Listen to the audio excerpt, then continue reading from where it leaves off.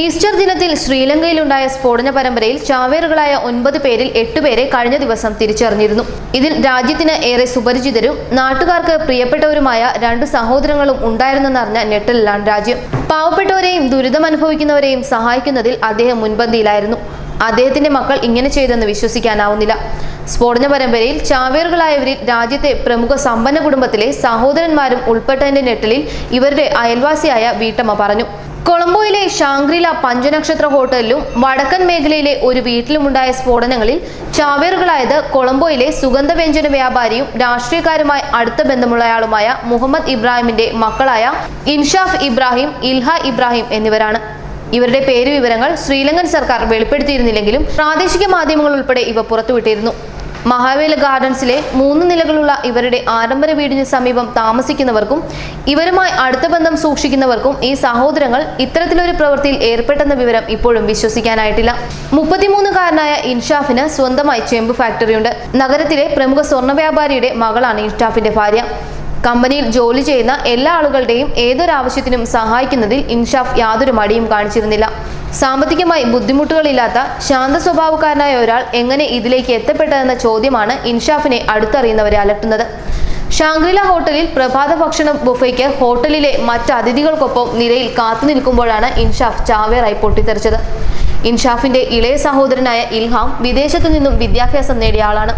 സ്ഫോടനങ്ങൾക്ക് പിന്നാലെ ഇവരുടെ വീട്ടിൽ പോലീസ് പരിശോധനയ്ക്ക് എത്തിയപ്പോഴാണ് ഇൽഹാം പൊട്ടിത്തെറിച്ചത്. സ്ഫോടനത്തിൽ ഇൽഹാമിന്റെ ഭാര്യയും 3 കുട്ടികളും മരിച്ചു. 4 പോലീസുകാരും ഒപ്പം കൊല്ലപ്പെട്ടു. ആക്രമണത്തിൽ സംശയിക്കപ്പെടുന്ന സംഘടനയായ നാഷണൽ തൗഹീദ് ജമാഅത്തിനോട് ഇൽഹാം ആഭിമുഖ്യം കാണിച്ചിരുന്നതായി ഇൽഹാമിനോട് അടുത്ത വൃത്തങ്ങൾ പറയുന്നു. എങ്കിലും ഇത്തരത്തിലൊരു ക്രൂരകൃത്യം ചെയ്യാൻ മാത്രം അത് വളർന്നിരുന്നെന്ന് അവരിൽ പലർക്കും അറിയില്ലായിരുന്നു. ഇരുവരുടെയും പിതാവ് മുഹമ്മദ് ഇബ്രാഹിം ഇപ്പോൾ പോലീസ് കസ്റ്റഡിയിലാണ്. ഇവരുടെ ആഡംബര വീട് പോലീസ് വളഞ്ഞിരിക്കുന്നു.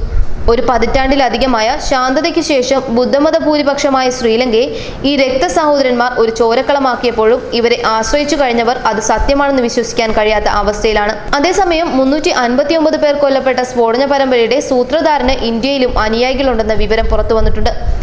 NIAക്ക് ആക്രമണ സൂചന കിട്ടിയത് IS കേസ് പ്രതികളിൽ നിന്നാണെന്നാണ് വിവരം. കോയമ്പത്തൂരിൽ ജയിലിലാണ് ഈ 7 പ്രതികൾ ഇപ്പോൾ. കേരളത്തിലുൾപ്പെടെ പ്രവർത്തനം വ്യാപിപ്പിക്കാൻ ഇവരുടെ തലവനായ സഹറൻ ഹാഷിം ലക്ഷ്യമിട്ടു. സ്ഫോടനം നടത്തിയത് സഹറൻ ഹാഷിം മേധാവിയായ നാഷണൽ തൗഹീദ് ജമാഅത്തെയാണ്. NIA ഈ വിഭാഗത്തിന് മേൽ ശക്തമായ നിരീക്ഷണം നടത്തി വരികയായിരുന്നു. ഇതിനിടെയാണ് പുതിയ വിവരം പുറത്തുവന്നത്. കേരളത്തിലുൾപ്പെടെ പ്രവർത്തനം വ്യാപിപ്പിക്കാൻ ലക്ഷ്യമിട്ടതായും വിവരങ്ങൾ പുറത്തുവന്നു. കേസിന്റെ ഭാഗമായി തിരുവനന്തപുരത്തും റെയ്ഡ് നടന്നിരുന്നു. ഇതിനിടെ ശ്രീലങ്കയിൽ വീണ്ടും സ്ഫോടനമുണ്ടായി. കൊളംബോയിൽ നിന്ന് 40 കിലോമീറ്റർ അകലെ പുഗോഡിയിലാണ് സ്ഫോടനം ഉണ്ടായത്. കോടതിക്ക് സമീപം ഒഴിഞ്ഞ പറമ്പിലായിരുന്നു സ്ഫോടനം. അതേസമയം കഴിഞ്ഞ ദിവസം നടന്ന സ്ഫോടനത്തിന്റെ പശ്ചാത്തലത്തിൽ പോലീസ് മേധാവിയോടും പ്രതിരോധ സെക്രട്ടറിയോടും രാജിവെക്കാൻ മൈത്രിപാല സിരിസേന ആവശ്യപ്പെട്ടു. പ്രതിരോധ secretary Hemasiri Fernando, inspector general Pujith Jayasundara എന്നിവരോടാണ് രാജി ആവശ്യപ്പെട്ടത്. ഭീകരാക്രമണം സംബന്ധിച്ച മുന്നറിയിപ്പ് ലഭിച്ചിട്ടും പ്രതികരിക്കാത്തതിനാണ് നടപടി.